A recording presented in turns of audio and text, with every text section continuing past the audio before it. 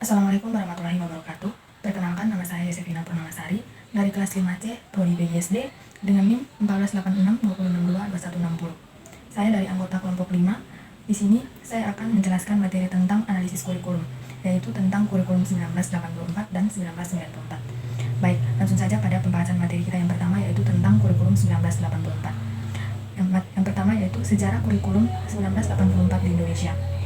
Baik teman-teman, dalam sidang umum MPR pada tahun 1983 yang memutuskan adanya perubahan kurikulum, yaitu dari kurikulum 1975 ke kurikulum 1984. Mengapa demikian?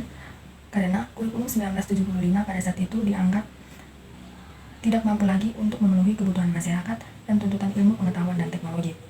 Kurikulum 1984 berlaku berdasarkan keputusan Menteri Pendidikan dan Kebudayaan Profesor Dr. Koni Semiawan pada 22 Oktober tahun 1983 yang ditandatangani oleh Profesor Dr. Nugroho Noto Sutanto.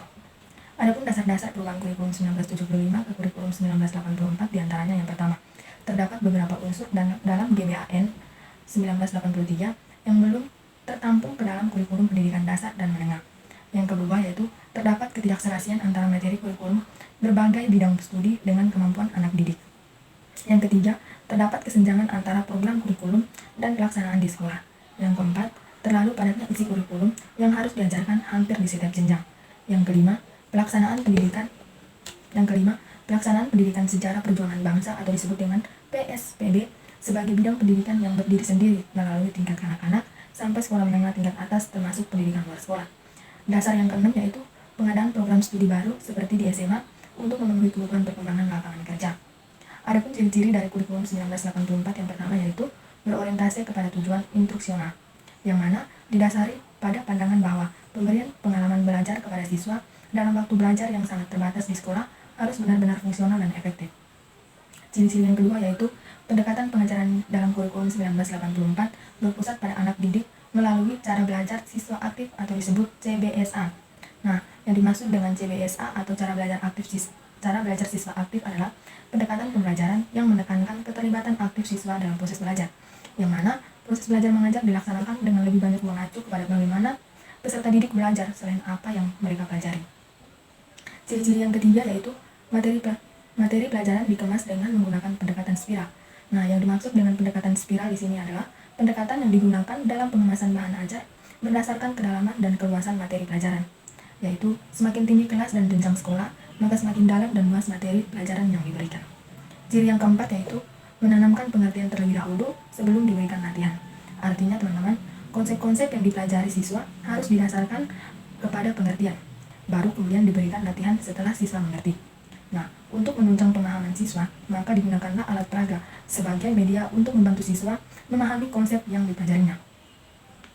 Ciri yang kelima yaitu materi disajikan berdasarkan tingkat kesiapan dan kematangan siswa. Nah, pemberian materi pembelajaran berdasarkan tingkat kematangan mental siswa dan penyajian pada jenjang sekolah dasar harus melalui pendekatan konkret, semi-konkret, semi-abstrak, dan abstrak dengan menggunakan pendekatan induktif dari contoh-contoh ke kesimpulan. Artinya, guru memberikan materi mulai dari yang mudah menuju yang lebih sukar dan dari yang sederhana menuju ke yang lebih kompleks. Ciri yang keenam yaitu menggunakan pendekatan keterampilan proses. Nah, teman-teman, dalam kurikulum 1984, pendekatan pembelajaran menggunakan keterampilan proses. Nah, yang dimaksud dengan keterampilan proses di sini yaitu pendekatan belajar mengajar yang memberi tekanan kepada proses pembentukan keterampilan, memperoleh pengetahuan, dan mengkomunikasikan perolehannya. Nah, teman-teman, kita lanjut pada materi yang berikut yaitu tentang bagaimana sih struktur kurikulum 1984 di SD. Nah, dalam kurikulum SD 1984 memiliki struktur yang sama dengan kurikulum SD 1975, yang mana semua mata pelajaran tidak dibagi dalam kelompok-kelompok, namun jumlah mata pelajaran pada kurikulum SD 1984 bertambah menjadi 11 dengan adanya tambahan mata pelajaran pendidikan sejarah perjuangan bangsa atau disebut PSPB dan bahasa daerah. PSPB untuk SD tidak diberikan di setiap 1 bulan, tetapi diberikan pada setiap 1 bulan ketiga. Jumlah jam pelajaran per minggu dapat dikatakan sama dengan kurikulum SD 1975, yaitu kelas 1 26 per 27 jam, kelas 2 26 per 27 jam, kelas 3 33 per 33 jam, kelas 4, 5, dan kelas 6 masing-masing 36 per 37 jam. Nah, teman-teman, adapun kelebihan dan kekurangan dari penerapan kurikulum 1984. Yang pertama yaitu kita akan membahas terkait kelebihan. Kelebihan yang pertama yaitu kurikulum ini memuat materi dan metode-metode secara rinci sehingga guru dan siswa mudah untuk melaksanakannya. Kelebihan yang kedua yaitu prakarsa siswa dapat lebih dalam kegiatan belajar mengajar yang ditunjukkan dengan keberanian mengeluarkan pendapat. Yang ketiga yaitu keterlibatan siswa di dalam kegiatan belajar yang telah berlangsung dengan menunjukkan peningkatan diri dalam melaksanakan tugas. Yang keempat, anak dapat belajar dari pengalaman langsung. Kelebihan yang kelima yaitu kualitas interaksi siswa tinggi, baik intelektual maupun sosial. Adapun kelemahan dari kurikulum 1984 yang pertama yaitu banyak sekolah kurang mampu menafsirkan CBSA. Yang terlihat adalah suasana gaduh di ruang kelas lantaran siswa berdiskusi di sana-sini. Yang kedua yaitu siswa yang sudah mampu bertambah pandai, sedangkan yang kurang mampu akan ketinggalan. Kekurangan yang ketiga yaitu peranan guru yang lebih banyak sebagai fasilitator, sehingga prakarsa serta tanggung jawab siswa atau mahasiswa dalam kegiatan belajar sangat kurang. Kekurangan yang keempat yaitu diperlukan waktu yang banyak dalam pembelajaran, menyebabkan materi pelajaran tidak dapat tuntas dikuasai siswa. Baik, kita akan lanjut pada pembahasan materi yang berikut yaitu tentang kurikulum 1994. Nah teman-teman, kalau kurikulum 1984 merupakan penyempurnaan dari kurikulum sebelumnya, maka kurikulum 1994 merupakan kurikulum penyempurnaan dari kurikulum 1984. Kurikulum ini ditetapkan ketika Menteri Pendidikan dijabat oleh Profesor Dr. Ingwadirman Bojonegoro.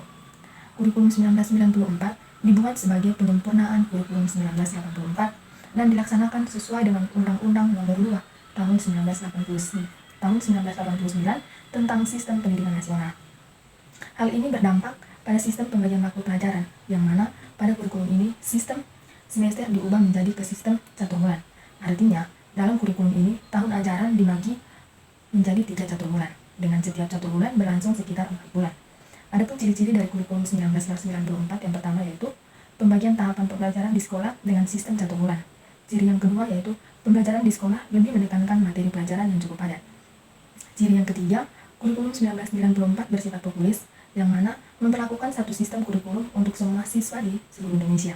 Ciri yang keempat yaitu nama SMP dan SLTP lanjutan tim SLTP kejuruan diganti menjadi SLTP atau disebut sekolah lanjutan tingkat pertama, dan SMA diganti menjadi SMU yang yaitu sekolah menengah umum. Ciri yang kelima yaitu penjurusan di SMU dilakukan di kelas 2. Penjurusan dibagi atas 3 jurusan yaitu IPA, IPS, dan Bahasa. Nah teman-teman, materi yang selanjutnya yaitu tentang bagaimana sih penilaian dalam kurikulum 1994. Pada kurikulum 1994, cara penilaian difokuskan kepada aspek kognitif, lebih kepada bagaimana pemahaman siswa tentang materi. Pada kurikulum ini, keberhasilan siswa diukur dan dilaporkan berdasarkan perolehan nilai yang didapat dibandingkan dengan siswa yang lainnya. Sedangkan evaluasi pelajaran dilaksanakan dengan teknik paper dan pensil test. Bentuk-bentuk penilaian pada kurikulum 1994 yaitu yang pertama, penilaian tulis, penilaian lisan, dan penilaian perbuatan dan penampilan. Metode yang digunakan dalam kurikulum 1994 yaitu cenderung menggunakan metode CAMA, karena tidak melibatkan siswa untuk aktif dalam proses belajar mengajar. Adapun kelebihan dari kurikulum 1994 yaitu yang pertama ya, penggunaan strategi dalam kurikulum 1994 yang melibatkan siswa aktif dalam belajar, baik secara mental, fisik, dan sosial. Yang kedua yaitu pengajaran dalam kurikulum 1994 dimulai dari hal yang konkret ke hal yang abstrak, dari hal yang mudah ke hal yang sulit, dan dari hal yang sederhana ke hal yang kompleks. Kelebihan yang ketiga yaitu dapat memberi kesempatan bagi siswa untuk menerima materi pelajaran cukup banyak karena diberlakukannya sistem 1 bulan. Adapun kekurangan dari kurikulum 1994 yang pertama yaitu aspek yang dikedepankan dalam kurikulum 1994 terlalu padat. Yang kedua, konsep pengajaran hanya satu arah, yaitu dari guru ke murid. Yang ketiga, beban belajar siswa terlalu berat karena banyaknya mata pelajaran dan banyaknya materi setiap mata pelajaran. Yang keempat, pengulangan materi yang dianggap sulit perlu dilakukan untuk pematangan pemahaman. Baik, sekian penjelasan materi dari saya tentang kurikulum 1984 dan 1994. Wassalamualaikum warahmatullahi wabarakatuh. Terima kasih.